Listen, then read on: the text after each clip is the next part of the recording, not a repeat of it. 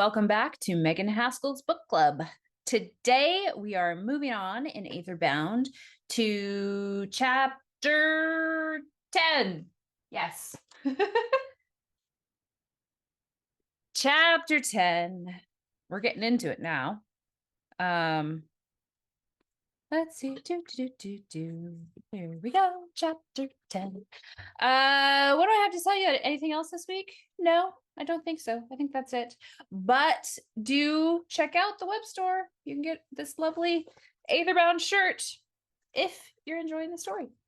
meganhaskell.com. That's my website. All my books, all my merch, everything is available there. And as you're listening to this too, Aether Crossed Book 2 is out now. So you can grab both on the ebook platform of your choice or direct from my web store at meganhaskell.com. All right, let's get into it. Here we go. Chapter 10.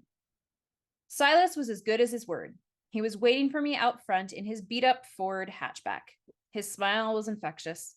I felt like I'd given a kid a candy bar or something. All I'd done was agree to go watch the waves with him. It wasn't even a date, right? I shook my head. Of course not.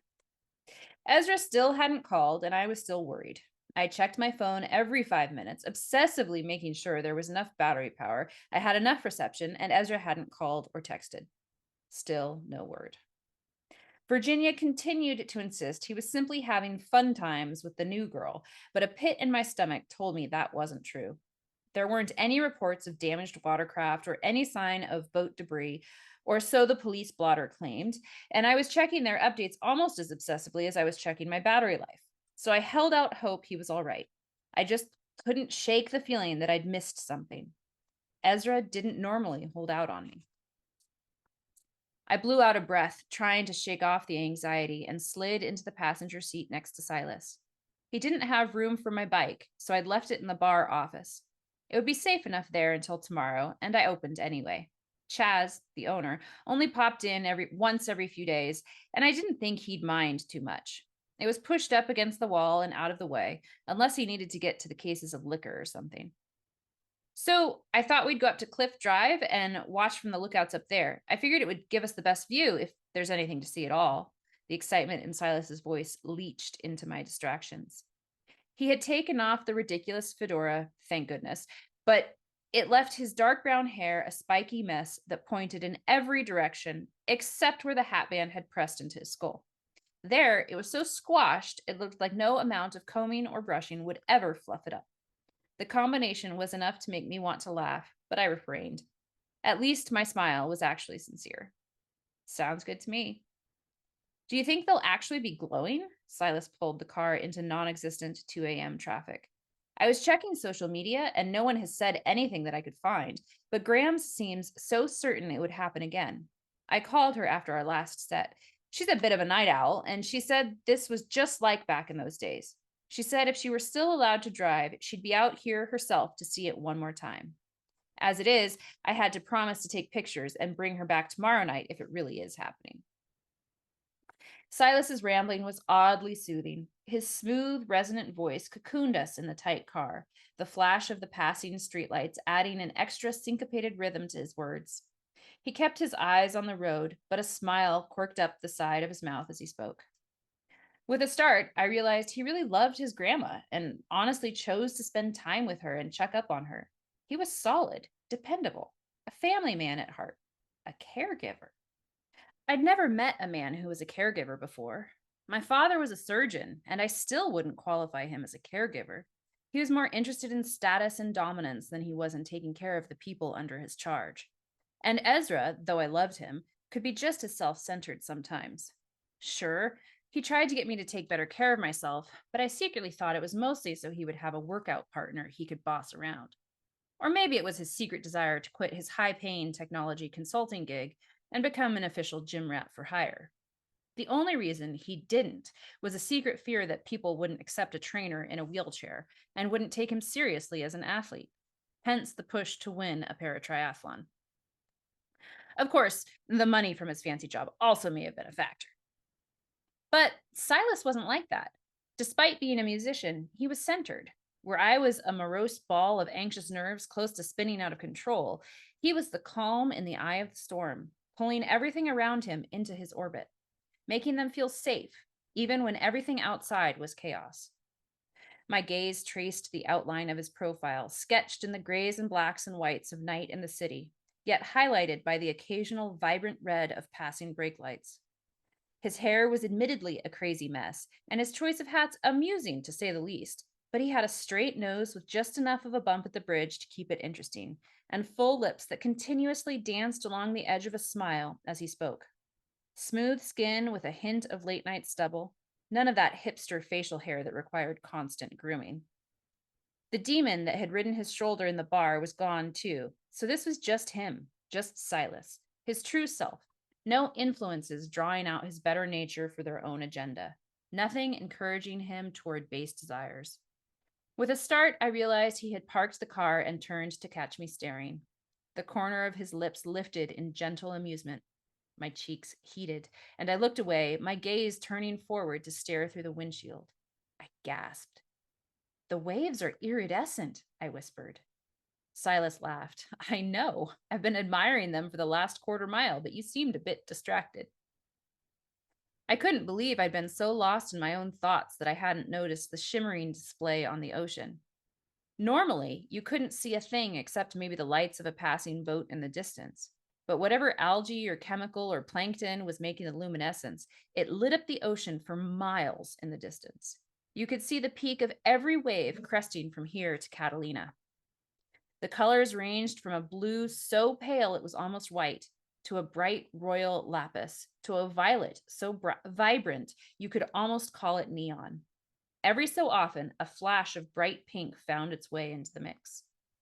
How is this not on social media? I wondered aloud. I already had my phone out taking pictures. Surely someone else had seen it.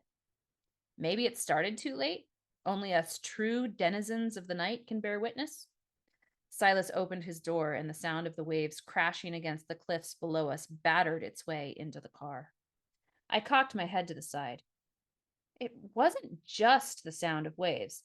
There was something more, something odd, like voices whispering in the wind, too quiet to make out, almost imperceptible, yet singing. Do you hear that? Hear what? Silas's brow furrowed in confusion as he studied my face. I opened my own door and stepped out toward the grassy area of the park that looked out over the ocean. Manicured lawn and carefully planned landscaping bordered the edge of the cliff and guided pedestrians toward the stairs that led down to the beach proper. But the view from above was breathtaking and undisturbed. At 3 a.m, there should have been a homeless person or two lying on the benches or beneath a palm tree. But either the police had already moved them along, or tonight was somehow special because there wasn't a soul in sight. Voices carried on the breeze that ruffled the loose hairs around my face. I pulled a wisp out of my mouth and tucked it back into the loose bun on the top of my head. As I reached the top of the stairs that led down to the beach proper, I gasped. At last, I could see where the voices were coming from. The ocean was filled to bursting with demons. The glow of their aura was so strong, they lit up the night. But how could Silas see them? I grabbed his wrist, urgency coating my every word. I couldn't believe he could see them too. You see them? The waves are beautiful, aren't they?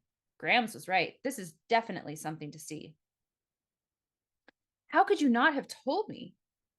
Silas faced me, confusion lining the space between his brows. I did tell you. Grams insisted tonight would be the same as what she saw. She told me to bring you here, that you would appreciate it. I squeezed his arm tighter. Do you know what they are? I could hear the voices now, chanting the hunger of their desires. They sought souls to bring to the water, worshippers of the ocean. They sought sacrifice and control. My gaze turned back to the beach. An amalgamation of creatures crawled up from the waves. Crab legs attached to deep sea fish bodies, complete with hanging lantern bait, scuttled across the sand. Seals with tentacles and shark teeth, eels with lobster claws, an octopus with the mouth of a barracuda. They crawled past the shore break and up the stairs, moving with purpose, if not speed. It's just some kind of algae or something. Silas peeled my hand off his arm, opening and closing his fist a few times once he was free. Are you okay? You can't hear them? All I hear is the ocean. It'd be kind of cool to swim in all that light, though, don't you think? No! I practically shouted the words. Don't go near the water, not even to the sand. Stay away from the beach. That's what the demons wanted. They ached for self-sacrifice, for individuals to give themselves to the deep. Horrified, I looked again at all the empty benches. Had the homeless been drawn into the waves? Is that why we were alone? Silas frowned. It might have been the first time I'd ever seen him not smiling, at least a little. I buried the sudden urge to touch his face, to erase the frown, but I couldn't afford to minimize the urgency. He should be frowning. He should be scared. He would be if he could see what I saw. I had to protect him, to keep him from the call. Even if it meant looking crazy in his eyes, I couldn't let him succumb to the depths. This is what had happened to Ezra. Somehow I knew it. Ezra was out there, pulled under by the spirits of the water. I stepped toward the stairs. It was Silas's turn to grab my arm. Where are you going? Didn't you just say to stay away from the beach? Worry etched the angles of his face. I couldn't let him follow me. I yanked my hand out of his grasp. Leave me alone, I screamed. Go away. I don't want you here.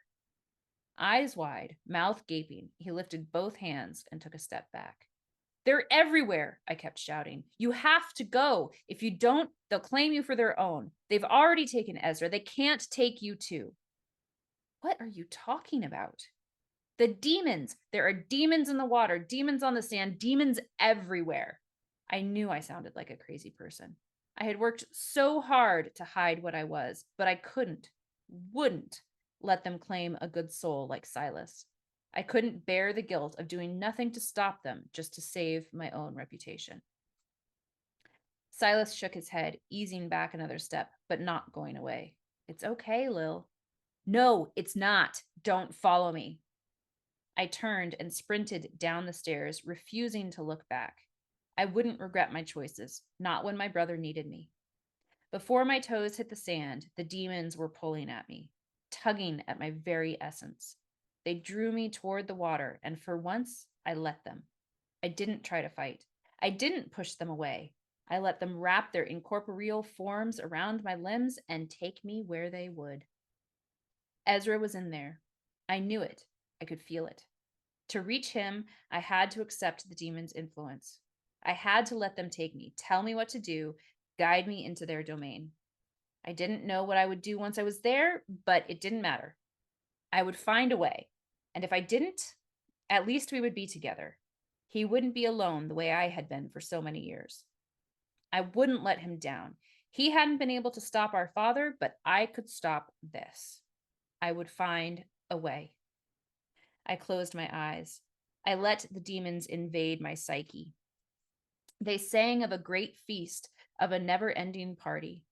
I let them influence my body and my mind, surrendering to their vision of a great hall, warm with drinks and laughter, fellowship and pleasure. The waves would welcome me, they said. The waters would part for me. I would be one with the divine spirit of the ocean. The sea beckoned and lapped at my toes, soothing and warm. The gentle shushing of the waves encouraged me forward. The voices shifted and changed, turning from natural waves to the promised laughter. The demons guided my progress as I stepped forward.